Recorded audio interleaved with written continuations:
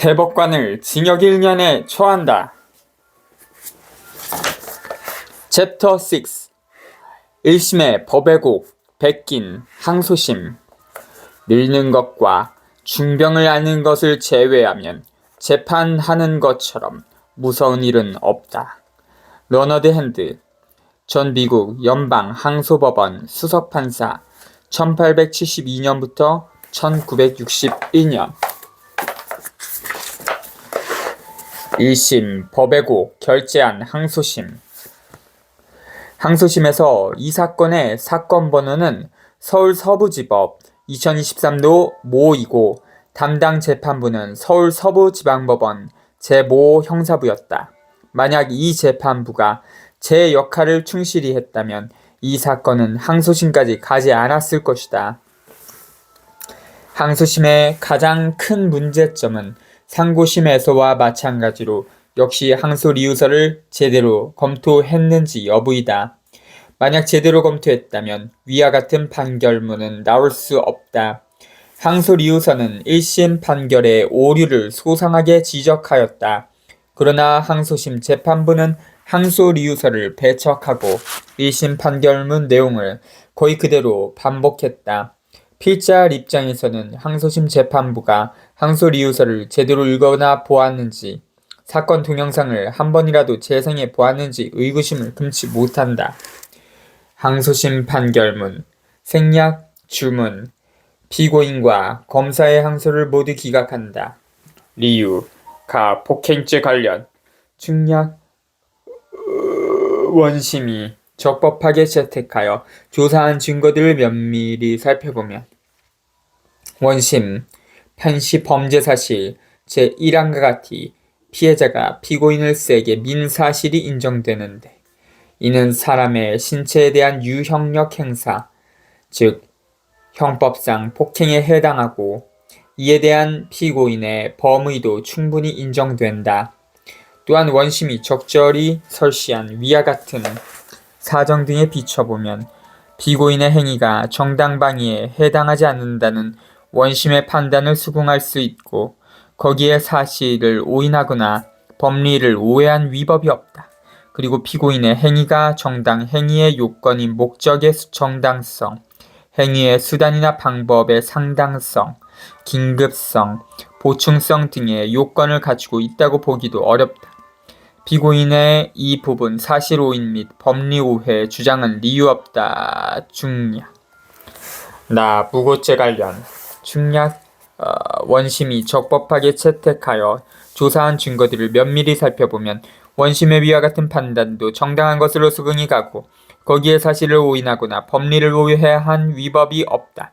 그리고 피고인은 이 사건 공소장을 제출하면서 피해자가 피고인을 의도적으로 밀어 피고인이 문턱에 걸려 바닥에 넘어져서 다쳤다고 명확히 기재하였고 같은 날 위와 같은 종아리 부위에 상처 사진을 제출한 것이므로 원심이 이러한 사정을 유죄 판단의 근거로 삼은 것에 어떠한 위법이 있다고 보이지도 않는다. 한편 피고인은 당심에 이르러 신고 내용을 피고인이 피해자를 뒤따라 테니스장 사무실 철제 계단을 내려와 바닥에 깔린 파란색 매트 위에 섰는데 그 순간 피해자가 피고인의 오른팔 부위를 밀치는 바람에 왼쪽 후방으로 비스듬히 몇 걸음 뒷걸음질 치다가 사무실 밖 파란 플라스틱 의자 오른쪽으로 엉덩방아를 찍으며 넘어졌다라고 변경한다고 주장한다. 그러나 이 부분 공소사실은 피고인의 위와 같은 수사기관에서의 고소 내용에 기초한 것이므로 당심에서의 피고인의 주장 변경이 유무죄 판단에 어떠한 영향을 미친다고 볼 순 없다. 결국 피고인의 이 부분 사실 오인 및 법리 오해 주장도 받아들이지 않는다. 생략. 재판장 판사보. 특히 항소심 재판장 모와 항소심 변호인 박영래 변호사는 사법연수원 모기 동기인 것으로 알려졌다. 그럼에도 불구하고 재판장이 항소리유서를 철저히 배척한 것은 전관 예우가 아니라 전관 역차별, 동기 특혜가 아니라 동기 차별이라는 생각이 든다. 재판장이 판결의 공정성을 과시하기 위해 그랬는지는 모르겠지만 오히려 진실을 호도하는 오심을 초래하였다. 전관 예우나 동기 특혜가 있어서는 안 되지만 전관 역차별, 동기 차별도 부당하긴 마찬가지다. 중요한 것은 정확하고 공정한 판결이다.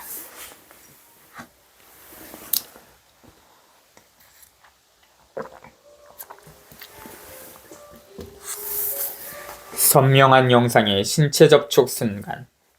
항소심 재판부는 1심 판결과 마찬가지로 폭행죄를 인정하였다. 여기서 중요한 사실은 폭행죄의 핵심 근거가 동영상 중 사무실 캐비닛에 비친 모습이란 점이다. 이와 관련해서는 앞서 이 책 제4부에서 상세히 언급하였다. 항소심 변호인은 이와 다른 관점에서 폭행죄 판단의 부당함을 지적하였다. 간접 영상, 휴대전화 동영상 중 캐비닛에 비친 모습 증거의 부당성을 지적하지 않더라도 사건 동영상의 정확한 해석만으로 진실을 규명할 수 있기 때문이다. 이와 관련하여 항소리우서에 기재된 내용은 다음과 같다. 이 사건으로 돌아와 가모 동영상 3분 46초부터 3분 52초의 약 6초 동안 영상을 순차적으로 면밀하게 살펴보면 1. 가모가 야 어디다 문을 닫아 어디다 라고 피고인에게 반말로 고함을 지르며 사무실 문을 거세게 열어 젖힌 후 양팔을 크게 휘두르며 피고인 쪽으로 다가섰고 이에 피고인이 깜짝 놀라며 뒤쪽으로 삼보를 주춤주춤 물러나 가모가 휘두르는 팔에 사정거리에서 벗어나고 3. 피고인이 뒤쪽에 락커에 막혀 더 이상 물러나지 못하는 상황에서도 가모가 왼팔을 좌우로 크게 휘두르며 계속 다가와 두 사람 사이의 거리가 불과 20에서 30cm 정도로 가까워지자 피고인이 무의식 중에 오른손을 들어 가모의 왼팔 위쪽을 잡아 가모가 더 이상 다가오지 못하게 하고 4. 그 순간 가모가 피고인을 향하던 몸을 출입문을 향하여 오른쪽으로 틀어 왼팔을 앞으로 흔들며 걸어가는 바람에 가모의 왼팔 위쪽을 잡고 있던 피고인의 오른손도 가모의 왼팔과 함께 딸려가며 피고인의 몸이 출입문 쪽으로 쏠린 것인바. 피고인의 위와 같은 동작은 가모를 세게 밀어 출입문 밖으로 밀어내려는 고의로 행하여진 것이라고 보기 어렵습니다. 즉 피고인은 가모를 민 것이 아니라 가모의 회전 동작에 딸려 나갔다는 지적이다. 이는 앞선 윤용인 박사의 영상 분석 결과와 일치한다. 제4부 참조. AI 판사의 폭행죄 영상 분석. 이에 대하여 사건 동영상의 폭행 관련 장면, 가모 동영상 3분 46초부터 3분 52초의 약 6초를 AI 판사에게 제시한 뒤 영상 분석을 받아봤다. 폭행죄 관련 영상 AI 판사 분석. 1. 동영상 프레임 분석. 프레임 간 움직임 분석. 개별 프레임을 추출하여 픽셀 차이 값을 기반으로 프레임 간 동작 변화를 분석함. 뒷부분 프레임에서 급격한 움직임이 감지됨. 움직임 강도 분석 결과 가모가 몸을 스스로 움직이며 출입문 방향으로 이동하는 경향이 관찰됨. 비명 소리 및 신체 반응 분석. 비명이 발생한 순간을 기준으로 프레임을 비교하면 피고인이 강한 힘을 가했다기보다는 가모의 동작 변화가 원인일 가능성이 큼.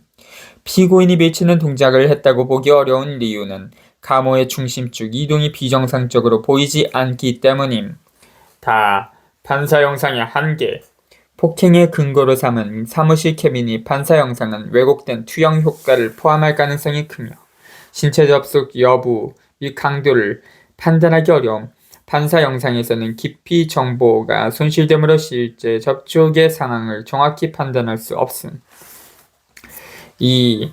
결정적인 증거 프레임. 1, 2, 3.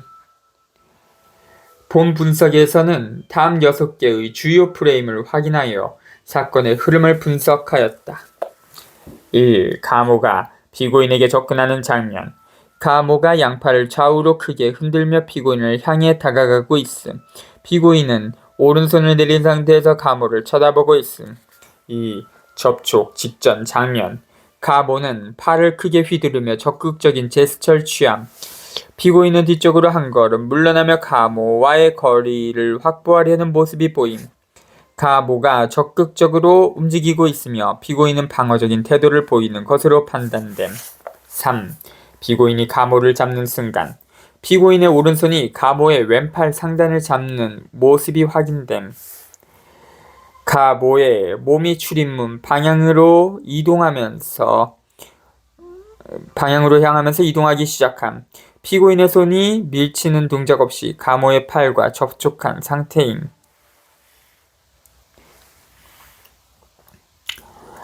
4. 가모의 보행 모습.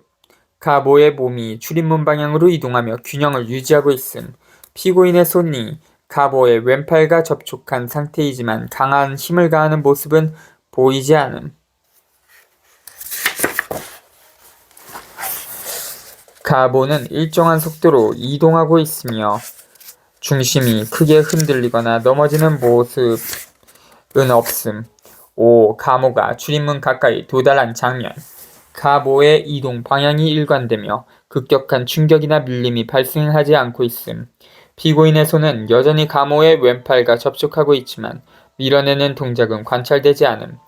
6. 가모가 문을 거의 통과하는 순간. 가모의 몸이 출입문을 거의 통과하며 상체가 출입문 바깥으로 이동하고 있음. 피고인의 손이 가모의 팔과 계속 접촉하고 있지만 강한 힘을 가하는 모습은 보이지 않음. 가모는 이동 과정에서 특별히 불안정한 동작 없이 자연스럽게 보행하고 있음. 3. 판단. 동영상 분석 결과 피고인이 강한 힘을 가한 것이 아니라 자연스러운 신체 접촉이 발생했을 가능성이 큼. 사무실 캐비닛 반사 영상은 왜곡 가능성이 있어 신뢰성이 낮음. 1심의 무고죄 판결 내용. 이제 무고죄가 항소심에서 어떻게 다루어졌는지를 살펴보자. 이를 위해 먼저 1심 판결문에서 해당 내용을 살펴볼 필요가 있다. 1심 판결문은 범죄 사실에서 다음과 같이 기재하였다. 피고인은 2021년 8월 모일경 가모로부터 피고인이 테니스장 사무실 문을 고의적으로 세게 닫아 손가락을 다치게 하고 출입문 밖으로 어깨를 밀어 발목 상해를 입었다라는 취지로 고소당하여 2021년 9월 2일경 서울모 경찰서에서 위 사건과 관련하여 피의자 조사를 받던 중 모 경찰서 소속 경찰관에게 가모가 밀어서 넘어졌다. 가모가 나를 끌어당겨 계단에 걸려 넘어졌다. 가모를 처벌해달라 라고 진술하며 가모의 행위로 상처를 입었다며 피고인의 왼쪽 종아리 앞쪽 부위의 상처 사진을 제출하고 가모가 피고인을 의도적으로 밀어 문턱이 걸려 넘어져 다치게 하였다는 취지의 고소장을 모 경찰서에 제출하였다. 그러나 사실 피고인은 제1항 기재와 같이 가모에게 폭행을 가한 이후 위 테니스장 사무실 출입문 앞에서 가모로부터 어떠한 신체 접촉을 당하지 않았음에도 왜 이래요? 라고 소리치며 스스로 뒷걸음질 치다가 뒤로 넘어진 사실이 있고 2021년 9월 2일경 모 경찰서에 제출한 상처 사진은 가모로부터 입은 상처가 아니라 이 사건 이전에 발생한 피고인의 상처임에도 마치 가모로부터 입은 상처인 것처럼 제출하였다. 피고인은 가모로 하여금 형사처분을 받게 할 목적으로 무고하였다. 위 내용의 핵심은 두 가지로 요약된다. 1. 피고인이 일부러 스스로 뒷걸음질 치다가 뒤로 넘어졌음에도 가모가 밀어서 넘어졌다고 신고했다. 2. 피고인이 경찰에 제출한 상처 사진은 사건 이전에 생긴 상처임에도 가모로부터 입은 상처인 것처럼 제출하였다는 것이다. 물론 이런 판단은 과학적 증거와 분석에 의해 부정된다.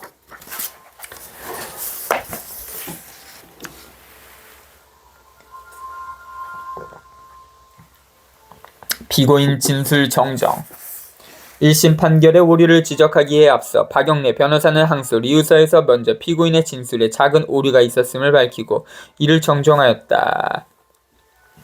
피고인은 원심에서 가모가 피고인을 잡아당겨 밀어서 출입문 문턱에 걸려 중심을 잃고 앞으로 몇 걸음 걸은 후 넘어졌다라는 취지로 주장하였으나 이는 피고인이 가모와 원정하다가 넘어지기까지의 시간이 7초 정도, 가모 동영상 3분 50초부터 3분 57초에 불과하여 가모의 뒤를 따라 문턱을 넘을 때 발이 문턱에 살짝 걸린 동작과 가모에게 밀쳐져 왼쪽 후방으로 뒷걸음질 치다 넘어진 동작을 시간대별로 정확하게 나누어 인식하지 못하고 위 동작을 하나의 동작으로 착각하였기 때문에 실제로 발생한 상황과 다소 차이가 나는 주장을 하게 된 것입니다.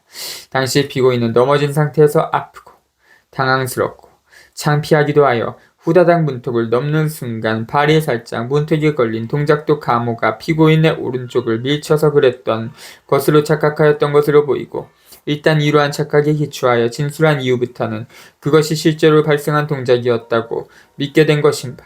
원심이 피고인의 주장이 자연스럽지 못하다는 이유로 이를 배척한 것은 어찌 보면 당연하다 하겠습니다. 그러나 무고죄의 객관적 구성 여건인 허위사실 신고의 입증 책임이 검사에게 있는 이상 신고 내용을 실제로 발생한 사실에 부합하게 바로잡아야 검사의 입증도 제대로 이루어질 것이라 사료되어 뒤늦게 항소심에 이르러 피고인의 주장과 고소 내용을 바로잡고자 하오니 해량하여 주시기 바랍니다. 이에 피고인은 가모의 폭행 범행에 대한 신고 내용을 피고인이 가모를 뒤따라 테니스장 사무실 철제 계단을 내려와 바닥에 깔린 파란색 매트 위에 섰는데 그 순간 가모가 피고인의 오른팔 부위를 밀치는 바람에 왼쪽 후방으로 비스듬히 몇 걸음 뒷걸음질 치다가 사무실 밖 파란 플라스틱 의자 오른쪽으로 엉덩방아를 찌우며 넘어졌다라고 변경합니다.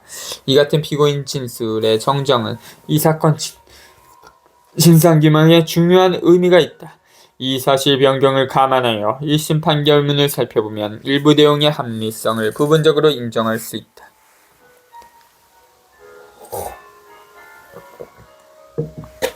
5심의 필수 조건, 사실오인. 항소리 의사는 먼저 1심 판사의 사실오인을 지적하였다. 1심 판사가 판결의 기본이 되는 사실관계를 잘못 판단하였다는 것이다. 1심은 이 사건 테니스장 출입문 앞에서 가모로부터 어떠한 신체 접촉도 당하지 않았음에도 왜 이래요? 라고 소리치며 스스로 뒷걸음질치다가 뒤로 넘어진 사실이 있다라고 판시하였으나 이는 가모가 피고인을 밀었다라는 피고인의 주장을 인정하기에 충분한 증거들을 배척하고 신빙성 없는 가모의 진술에만 의지하여 실체적 진실에 반하는 사실을 인정함으로써 판결 결과에 중대한 영향을 미친 위법이 있습니다. 먼저 가모가 어떠한 신체 접촉도 하지 않았다는 원심 판시에 부합하는 유일한 증거는 가모의 진술인데 가모는 이 사건 동영상 촬영 동기와 경위에서부터 다치는 문의 왼손가락이 찍히거나 피고인에게 밀려 발목에 상해를 입었는지 여부에 이르기까지 이 사건의 핵심 쟁점에 관한 진술이 때와 장소에 따라 수시로 달라지거나 본인이 촬영한 동영상과도 명백하게 모순되는 등 도저히 그 진술의 신빙성을 인정하기 어렵습니다. 특히 가모 본인 동영상에 나타난 케빈의 실루엣에 의하더라도 촬영 3분 55초부터 3분 57초 구간에 피고인이 누군가에게 세게 밀쳐져서 파란색 플라스틱 의자 오른쪽으로 내동댕이 쳐지는 모습이 선명한데 이는 도저히 스스로 뒷걸음질 치다가 뒤로 넘어지는 장면으로는 보이지 않는 바 비교적 신빙성이 높은 증인 박모가 피고인이 넘어지는 모습을 몹시 놀랍거나 누군가에게 밀려서 넘어지는 것처럼 보였다라고 증언한 것에 비추어 보더라도 피고인이 스스로 넘어졌다라는 원심의 사실 인정은 명백히 잘못된 것입니다. 게다가 무고죄에 있어서 고소가 명백한 허위사실을 신고한 것이라는 점에 대한 입증 책임은 검사에게 있고 이 사건 피고인의 신고의 핵심 내용은 가모가 밀어서 넘어졌다는 것인데 가모가 신체 접촉이 없었다는 점에 부합하는 가모의 진술은 믿기 어려운 반면 1. 피고인이 후방, 왼쪽 후방으로 뒷걸음질을 칠 당시 피고인에게 외력을 가할 수 있었던 사람은 피고인 옆에 있던 가모가 유일한 점. 2. 박모는 피고인이 뒷걸음질을 치면서 엉덩방아를 찢는 모습은 보았으나 가모가 밀치는 모습은 보지 못하였다고 증언하고 있는 바. 박모는 그때 막 테니스장 왼쪽 끝부분에 있는 출입문을 열고 들어오고 있었으므로 테니스장 중간 부분에서 가모가 피고인을 밀치는 동작은 보지 못하고 밀쳐진 피고인이 엉덩방아를 찢는 동작만 목격하였을 가능성이 대단히 큰 점. 3. 특히 피고인의 오른쪽에 위치한 가모가 피고인을 밀쳤으므로 그 순간 그 지점에서 피고인의 왼쪽 약 10cm, 10m 지점에 있는 테니스장 출입문을 열고 들어서던 박모로서는 피고인의 몸에 가려 가모가 피고인을 밀치는 동작은 보이지 않았을 가능성이 대단히 큰 점을 등을 종합하면 가모가 피고인을 잡아당기거나 민 것이라면 그 장면을 박모가 보았을 것으로 보인다라는 원심 판시 1심 판결 5쪽 위에서 8에서 9줄은 명백한 사실오인인 바 피고인이 가모에게 밀려 넘어졌다라는 이 사건 고소 내용이 명백한 허위사실인 신고라는 점에 대한 입증이 충분히 이루어졌다고 보기 어렵습니다. 따라서 피고인의 고소 내용이 허위사실을 신고한 경우에 해당한다는 원심의 사실 인정은 객관적 사실을 오인함으로 인하여 판결 결과에 중대한 영향을 미친 위법이 있습니다.